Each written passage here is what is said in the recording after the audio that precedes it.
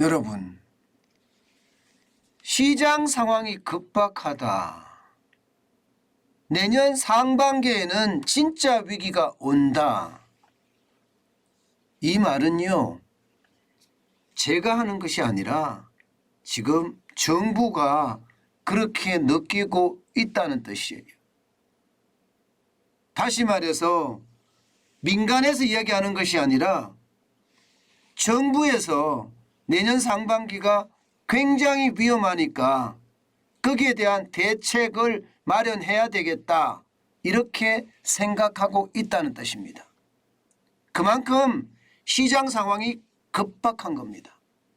자, 여러분 이걸 한번 보시죠. 중앙일보에서 제가 내용을 발췌를 했는데요.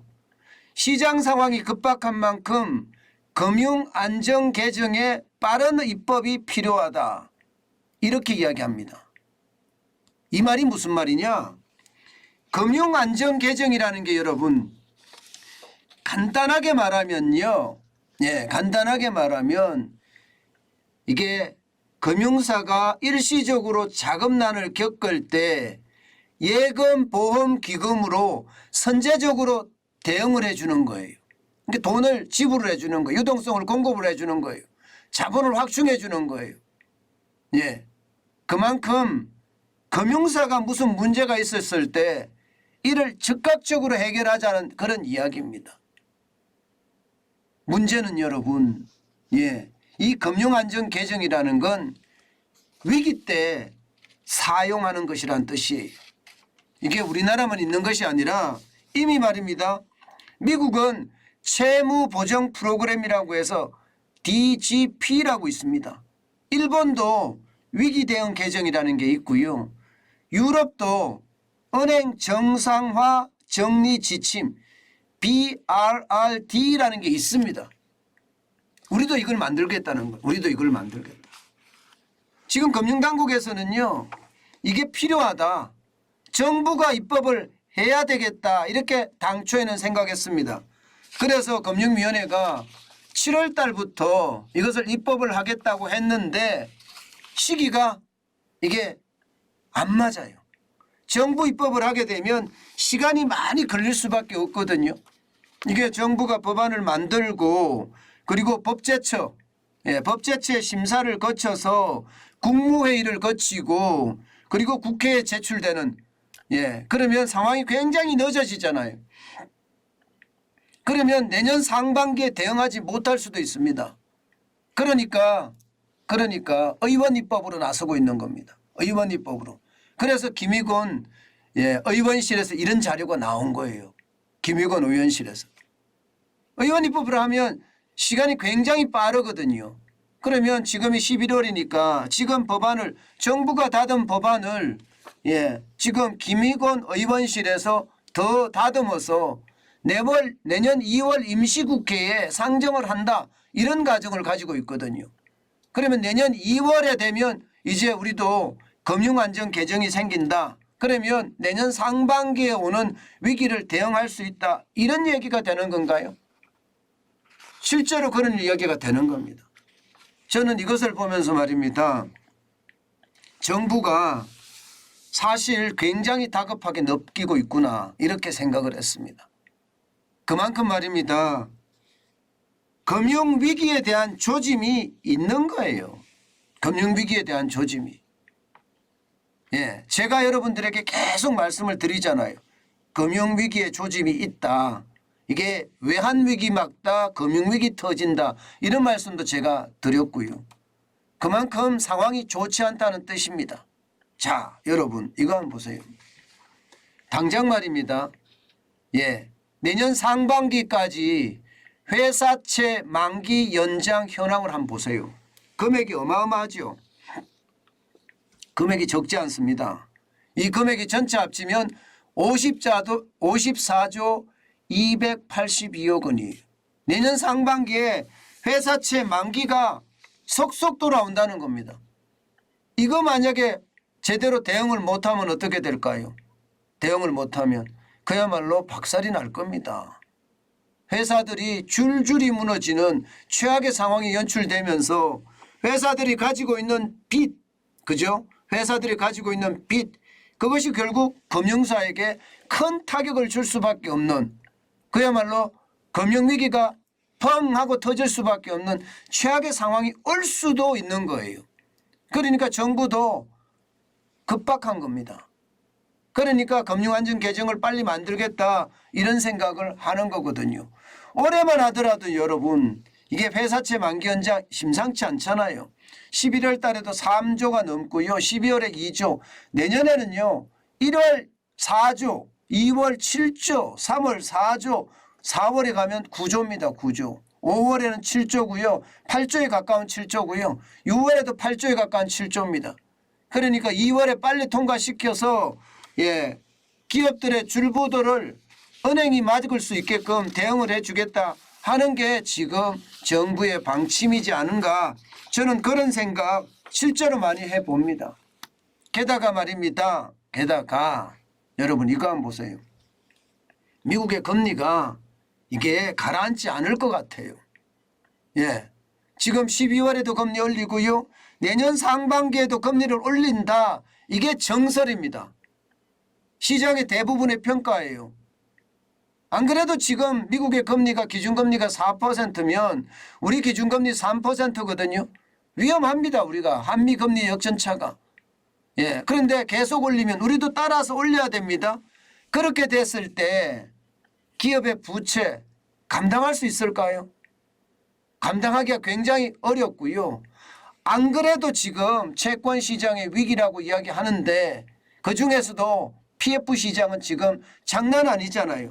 금액이 얼마예요? 이 전체 금액이 은행이 28조 3천억 원, 보험사가 43조 3천억 원, 그리고 여전사, 캐피탈이나 카드사입니다. 26조 7천억 원이죠. 저축은행도 10조 7천억 원입니다. 여기에 정권사도 3조 3천억 원. 전체 규모가 112조 3천억 원입니다. 어마어마한 규모예요. 어마어마한 규모. 이것도 말입니다. 이것도 늦어도 말입니다.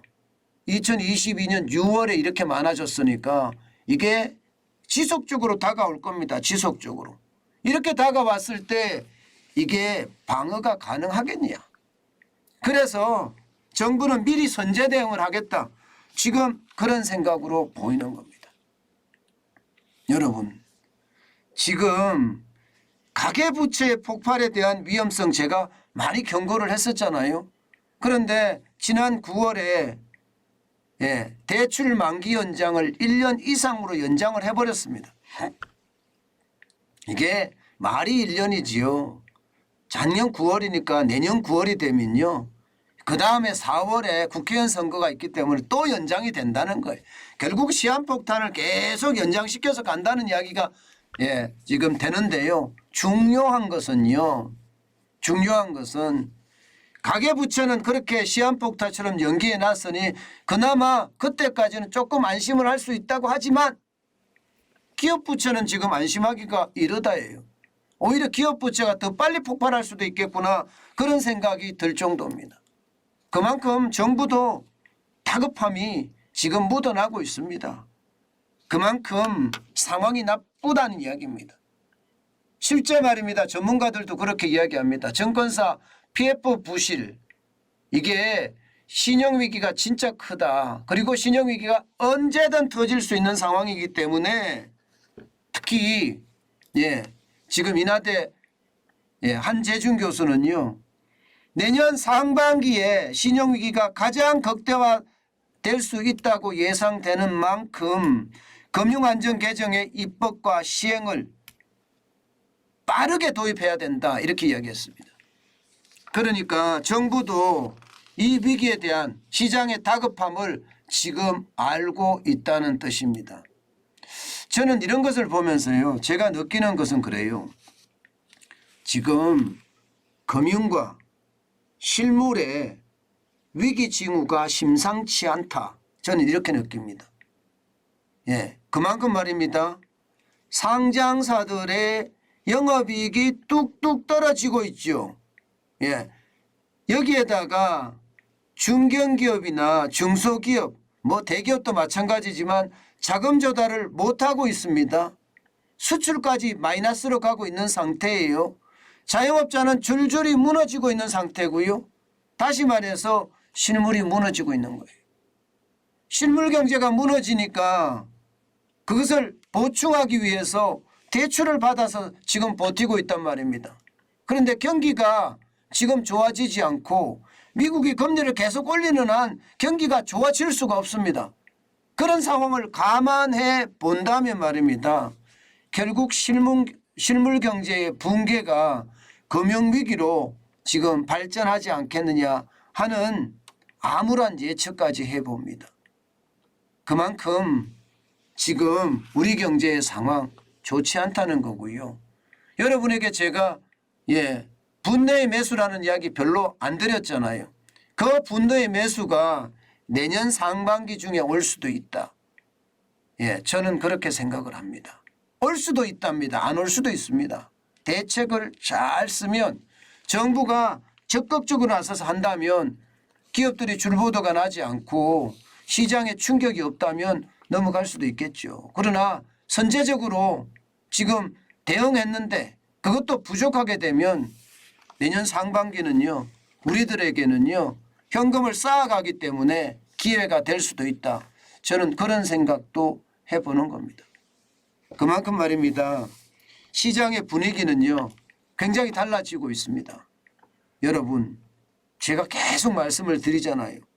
앞으로 경제는 L자형으로 길게 침체의 늪이 길어질 거다. 이 말씀 제가 계속 드리고 있잖아요. 이 말은요, 어떤 시기든 현금이 창출될 수 있는 그런 수단을 만들어라. 이 말을 제가 계속 드리고 있습니다. 일자리가 좀 힘들다고, 임금이 좀 적다고 안 하지 마시고 일자리를 가지면서 현금을 계속 만들어내는, 그리고 현금을 쌓아가는 그런 아주 중요한 우리가 행동을 해야 됩니다. 그렇지 않고는요, 부자 되기 힘듭니다. 위기가 오면 내가 현금을 가지고 있지 못하면 위기를 독박으로 그냥 뒤집어 쓸 수밖에 없어요. 그런데 내가 현금을 많이 가지고 있으면 그 위기가 기회가 된다는 사실 다시 한번 강조해 드립니다.